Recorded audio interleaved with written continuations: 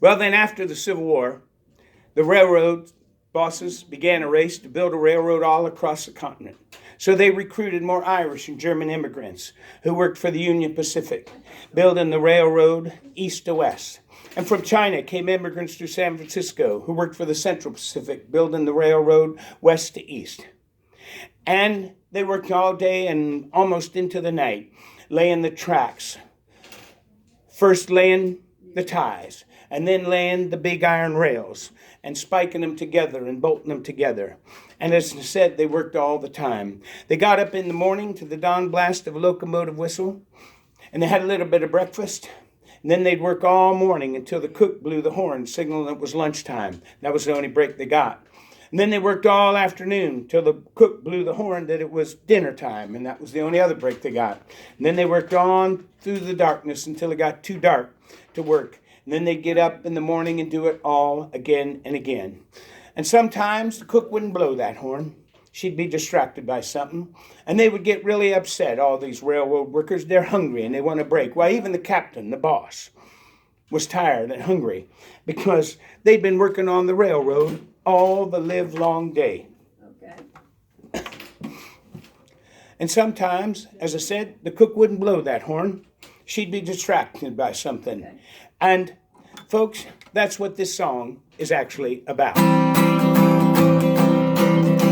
Well, I've been working on the railroad all the livelong day.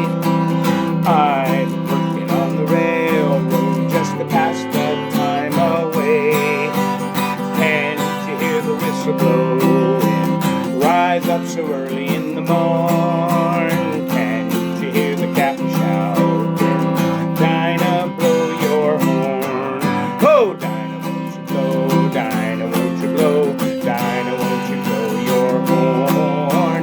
Dinah, won't you blow? Dinah, won't you blow? Dinah, won't you blow your horn? I know what the problem is. Someone's in the kitchen with Dinah, and he's distracting her and keeping her from getting her work done, and that's why we aren't getting fed, and we're out here hungry, and she ain't getting the work done, and you know what? It's probably one of them daggone musicians. It's always them musicians that are distracting the ladies. Someone's in the kitchen with Dinah. Someone's in the kitchen, I know. Oh, oh. Someone's in the kitchen with Dinah, strumming on the old banjo. Now, I want you to take notice that the song clearly says that it is the banjo player that is distracting Dinah. And as you can clearly see, I am playing the guitar.